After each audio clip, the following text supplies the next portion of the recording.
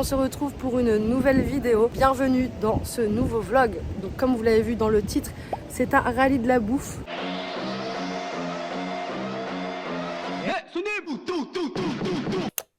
On a un nouvel invité que vous connaissez bien si vous avez regardé mes vidéos. Lulu, le retour. Ici présent, qui vient d'arriver il y a maintenant quelques heures. Ouais, à peine, hein. Mais ce qu'on retient du premier voyage, c'est surtout la nourriture. À peine les valises posées, on s'est dit il faut remanger tout ce qu'on aimait en fait. On a décidé de faire un rallye de la bouffe de tous les restos qu'on adorait lors du premier voyage, de vous montrer du coup nos restos préférés. On commence du coup par le Kikou. Le Kikou. On en a beaucoup parlé et franchement c'est pour l'instant les meilleurs sushis qu'on ait mangés. Et du coup là on va commencer par celui-là parce que c'est vrai que c'est incroyable. On va vous détailler plus ce qu'il y a à l'intérieur. Let's go!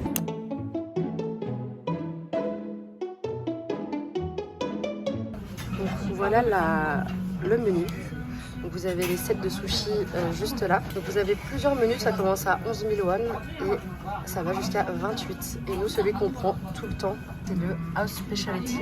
On a une petite soupe miso, des petits légumes et normalement il y a une petite soupe de udon qui arrive aussi. Des petits udons. J'aurais dû mettre du fond de teint. C'est terrible, je dois être rouge là et là. Oh. Bon alors qu'est-ce que ça te fait là de voir ce beau plateau J'ai envie de pleurer. Entre la fatigue et la faim qui parle, j'ai envie de pleurer. Franchement, regardez-moi comment ils sont super beaux. Et tout ça pour quoi? 14 €, un truc comme ça, même pas? C'est moins cher que gratuit. C'est moins cher que gratuit. Du coup, qu'est-ce qu'on a? Dans l'ordre, on a le flatfish, le red mullet, deux saumons, le yellowtail, le thon, le saumon qui est cuit. Ensuite, ça c'est du flatfish cuit. Flatfish cru, je trouve pas ça insane, mais le cuit, ça n'a rien à voir. Ça c'est vraiment notre préféré, la crevette. La crevette marinée, elle nous emmène tout droit dans l'océan. Du bœuf wagyu et de l'anguille. Et là, on a du coup de l'oursin avec une petite crevette. Et l'oursin, c'est trop bon. Faut aimer, c'est assez spécial. Bon, du coup, j'ai déjà mangé le flatfish. Le moins bien. Et c'est vraiment le moins bien. Mais franchement, il est quand même bien. Il y a du wasabi dans quoi? Le wasabi est déjà à l'intérieur entre le riz et le poisson. Du coup, si vous n'aimez pas le wasabi, bah GL. Red mullet. Red mullet, je sais pas ce que c'est en... Le poisson rouge. Pas très poisson, hein. Enfin, connaisseur. T'aimes bien le manger, J'aime bien le manger, mais j'aime bien le pêcher.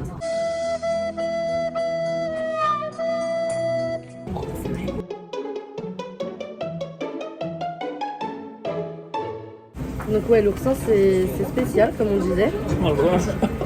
Alors, je me rappelle pas être aussi peu fan quand même. Okay. Bon, après, il m'a cassé la gueule. Il y a des petits bouts noirs et tout là. Si vous avez jamais mangé d'oursin, c'est très iodé. Ça a vraiment le goût de la mer. Ah ouais. Ça c'est le yellowtail. Le saumon qui est grillé au chalumeau. D'ailleurs regardez le ratio riz-poisson. C'est quand même extraordinaire. Le riz est tout petit. Et le poisson, il y a vraiment une belle tranche quoi. Moi l'épaisseur du bousin là. Ouais. Absolument gigantesque. Ça c'est du ratio quoi. Un paquebot.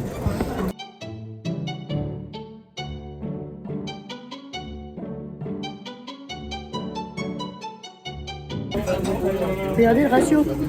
Le ratio anguille-riz.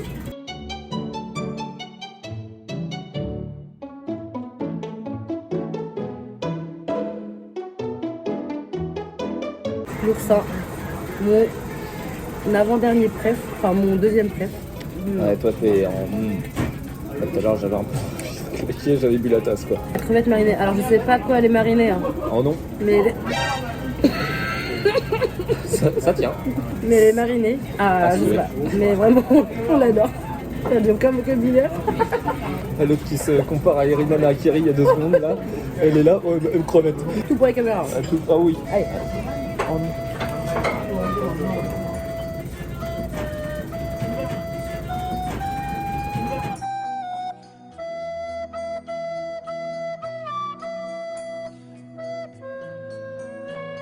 Mazette. Dinguerie. Absolument incroyable. Franchement, top of the top. Bon, on sort du resto. Franchement, ça t'a fait... Des beaux souvenirs, bien mangé, tout pareil. Tout comme dans les souvenirs.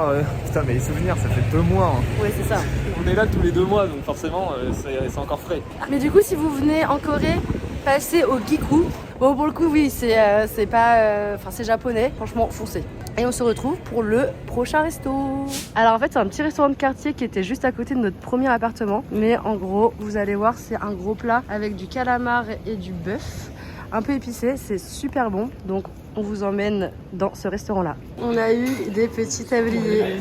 Ça, il y a souvent ça dans les restaurants en Corée. Des petits tabliers pour éviter que tu te tâches. On est beaucoup plus serein. Ouais, on peut y aller de bon cœur. Voilà, beaucoup de fourchettes.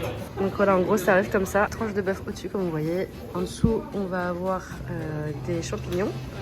Ça, c'est quoi? C'est une espèce de... Enfin, c'est une salade, quoi. Oui. Et tout en dessous, le calamar. Et on va vous montrer quand ça va être cuit. Nous, ce qu'on fait après, à la fin, c'est qu'on met du riz dedans et on mélange. Et vous allez voir, c'est incroyable. Ouais, c'est vraiment mon préféré, je pense. Enfin, un repas coréen. Ah ouais? Ouais, je pense coréen, Ever. coréen, ouais. Ever. Ok. Regardez-moi la tête que ça commence à prendre, c'est exceptionnel. Ça commence à avoir une bonne tête. Oui. Il a pas mis de pousse de soja et ça c'est trop bien parce que la première fois qu'on est venu, il y avait full pousse de soja et en fait moi je déteste ça, lui aussi. En fait j'ai du mal à les mâcher, à les avaler. Donc j'aime pas ça du tout et toi t'aimes pas parce que t'aimes pas. Parce que je suis chiant. Ouais. Et voilà à quoi ça ressemble une fois cuit.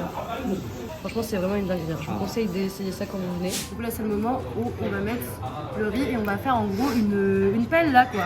Non mais je sens que les Espagnols ils vont nous insulter là mais bref. Oh bah oui, en même temps, ça ressemble.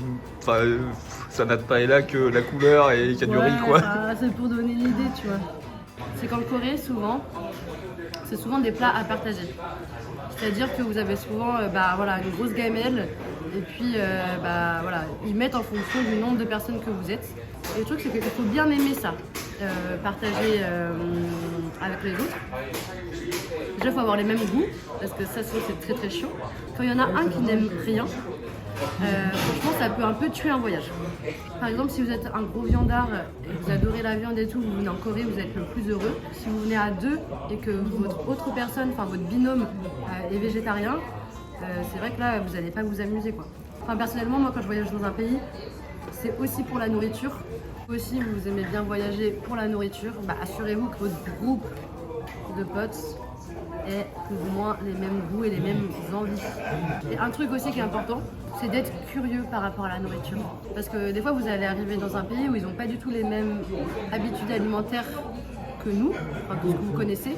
Et en fait, si vous vous contentez au Burger King, au McDo et au KFC de n'importe quel pays où vous allez, Dommage. c'est hyper dommage. Enfin, souvent, en général, les pays, surtout en Asie, enfin, c'est ce que je connais, ont une cuisine locale hyper riche et hyper diversifiée. C'est Si, sûr. il y a plein de trucs où vous êtes un peu genre, ah, ça me dit moyen. Franchement, testez. Au pire, j'ai qu'à cracher dedans. Au pire,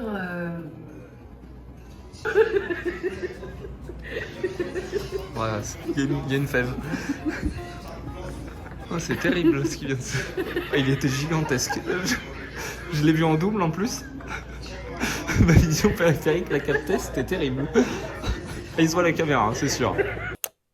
donc voilà, juste si vous voulez un conseil, testez. Même les trucs qui vous donnent pas envie, allez-y. Par exemple, ce plat-là, on savait pas quoi prendre au début. Et c'est le mec, il voyait qu'on était un peu perdu. Il nous a dit, oh, je vous conseille ça. Et cherchez pas trop à comprendre qu'est-ce que c'est, qu'est-ce qu'il y a dedans, dites oui. Et en général, c'est des bonnes découvertes. Surtout dans ce genre de petits restos, Ouais. là où c'est vraiment un C'est pas couple, touristique, donc, un couple de soixantenaires, je pense, qui tient ça. En tout Donc- cas, c'est prêt. Là, vous voyez, j'ai fait ma tambouille. Et en fait, le truc, c'est que comme ça chauffe, j'ai remis à chauffer en dessous. Ça va faire une petite croûte en dessous. Enfin, le riz, il va un peu frire. Et ça va faire du riz un peu croustillant. Cooking like a chef, I'm a 5-star Michelin. Sur ce, bon appétit à nous-mêmes. Et B, voilà ce qui reste du plat. On est Plus repu. grand chose. Repu et pas taché, le repas Franchement. parfait. C'était encore une fois une dinguerie. On n'est vraiment pas déçus. Ouais, Jamais. jamais. On vous mettra l'adresse, venez là. Alors, restaurant suivant, on va vous faire découvrir le Jimdak, donc le cheese Jimdak précisément. Vous allez voir, c'est un gros plat de poulet avec du fromage, il y a des mandous, il y a plein de trucs dedans. C'est assez copieux, c'est assez gourmand. Donc là, vous avez la carte avec plusieurs plats. Et nous, on va prendre le cheese Jimdak comme ça. En fait, Jimdak, je crois que ça signifie poulet vapeur. En fait, vous avez une petite carte où vous remplissez. Donc là, nous, on a pris un sans os, un petit parce qu'on n'a pas non plus super faim. On a beaucoup mangé ce midi. 2 petites bières. Dans beaucoup de restos en Corée, vous avez ce bouton. C'est pour en gros appeler le serveur. Au lieu de faire des grands signes et tout, c'est hyper pratique. Il donne une petite salade et il y a des cornflakes dedans. C'est assez curieux. Le plat est arrivé. Ça, c'est le petit, les gars. Il est déjà plutôt grand. Il y avait 2 sauces possibles. Il y a une sauce en fait un peu soja et une sauce épicée. Mais comme on a déjà mangé épicé ce midi, on va pas non plus tenter le diable. On a beau avoir nos propres toilettes, quand même. Donc en fait, on a du poulet qui est cuit à la vapeur ou au four, je sais pas trop. Et avec voilà, cette couche de cheese qui est vraiment bien fondante, quoi. Et du coup, on vient prendre son poulet avec du cheese. Et du coup, ce qu'on a aussi, c'est des, je sais pas comment ça s'appelle, mais c'est des grosses nouilles transparentes, un peu de patates douces, comme le japchae un peu. On a ce genre de nouilles. Vous voyez, c'est des nouilles qui sont assez élastiques et tout, c'est super bon. Et on a aussi des mandous, donc des petits raviolis. C'est ravioli coréen. Et là, on a un tteokbokki par exemple. On a un tteokbokki. Voilà, donc c'est vraiment complet. On a du tteokbokki, du cheese, du poulet, des nouilles de japchae comme ça, des raviolis. Enfin voilà, on a vraiment beaucoup de choses.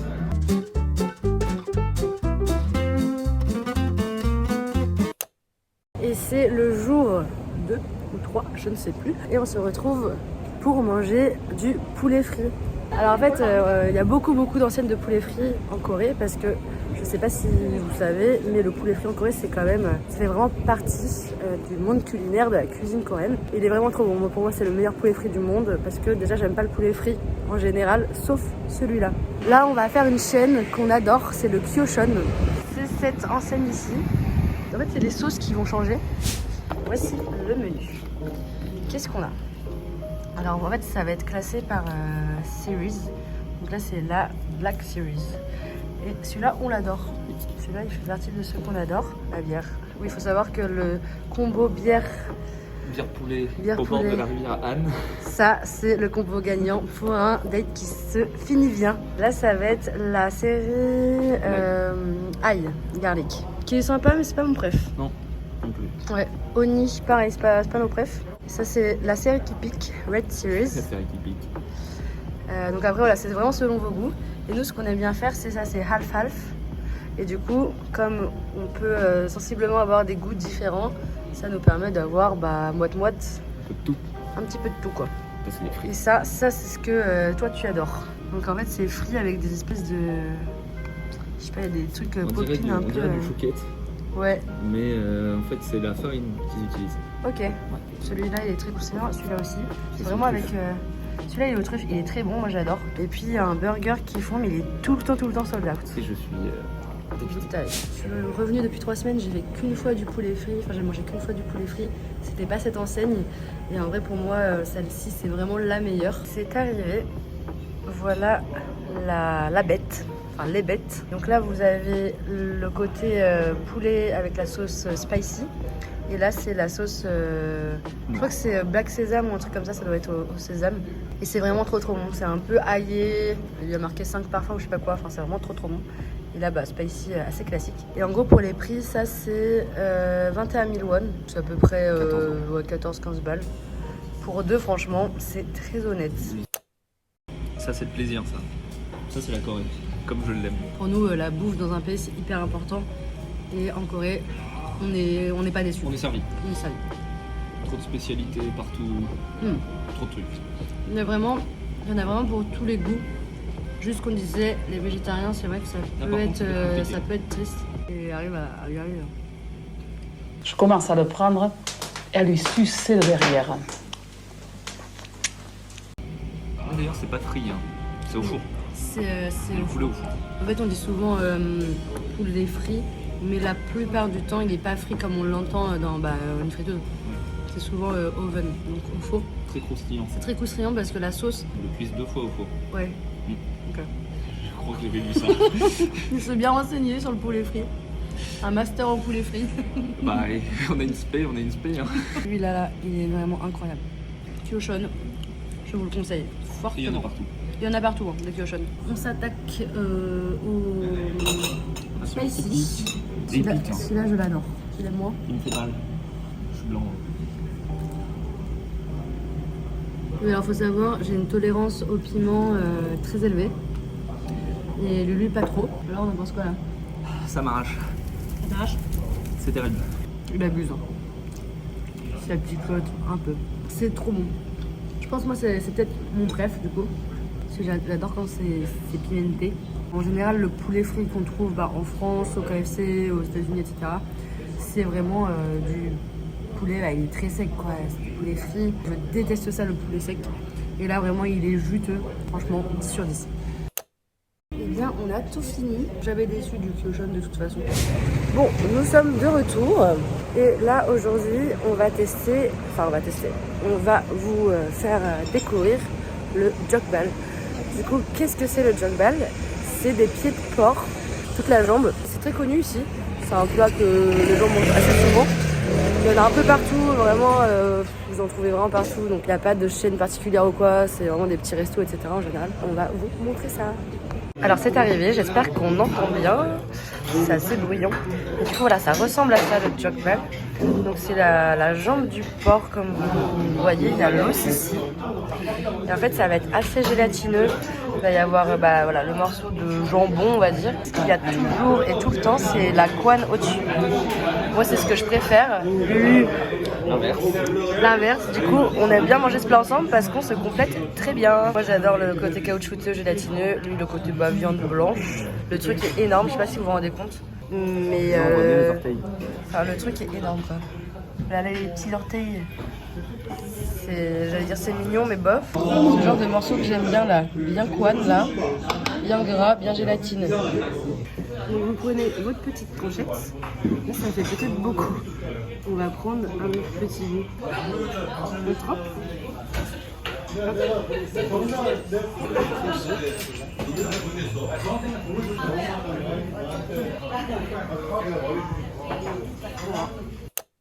Bon, on est repu là.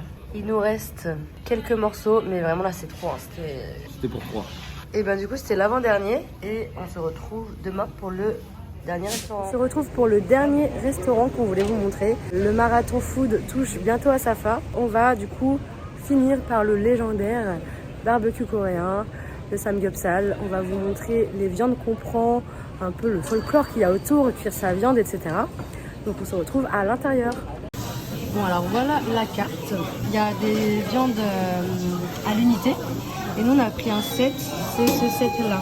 Donc on aura de la poitrine de porc, du cou de porc, le front et le bac. Donc on va voir ce que ça donne. Et vous voyez on a une énorme plaque chauffante. D'habitude nous ce qu'on fait c'est au charbon et là c'est au gaz. Donc voilà. Là il y a une petite grille pour quand c'est cuit, pour pas que ça continue à cuire et ça c'est très pratique. Ce qui est vraiment cool aussi c'est que vous voyez ça tourne et du coup c'est hyper pratique au lieu d'aller foutre son bras au-dessus des flammes là. Du coup c'est arrivé, donc voilà la grosse assiette. On a le samgyeopsal et les deux types de viande de cou de porc. C'est vraiment un beau set quand même. Il y a vraiment beaucoup d'assortiments qu'on met en fait dans la feuille de salade avec la viande. Enfin bref, je vais vous montrer ça. On attaque la cuisson de la viande.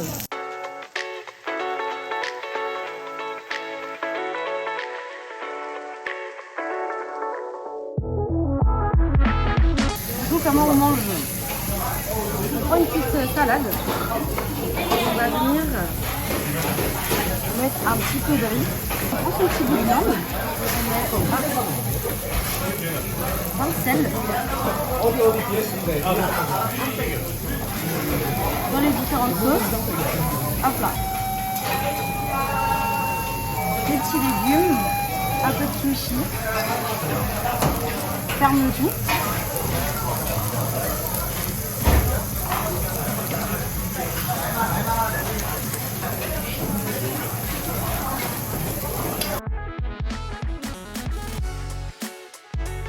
Il y a un truc qui est marrant qu'on n'avait jamais vu, c'est qu'il y a un petit timer pour la cuisson de la viande.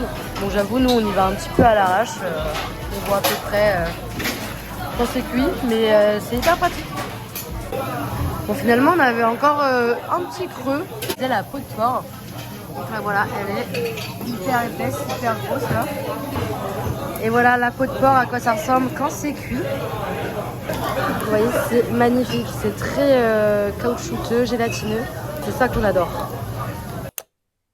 Bon, bah on a fini de manger. Franchement, on a vraiment bien mangé. C'était à peu près 16 € par personne pour le set. Après, on a pris des boissons, on a repris la peau de porc et tout. Mais franchement, pour un restaurant de cette envergure, c'est franchement pas si cher. Donc j'espère que vous avez bien aimé ce format de vidéo, que vous avez découvert ou appris des choses. Si jamais vous voulez une partie 2, donc ou pareil, où on vous fait découvrir d'autres restaurants en Corée, dites-le moi en commentaire. Donc n'oubliez pas le petit like, le commentaire, le partage, l'abonnement et activez la cloche de notification. Sur ce, je vous dis à la semaine prochaine. Bisous.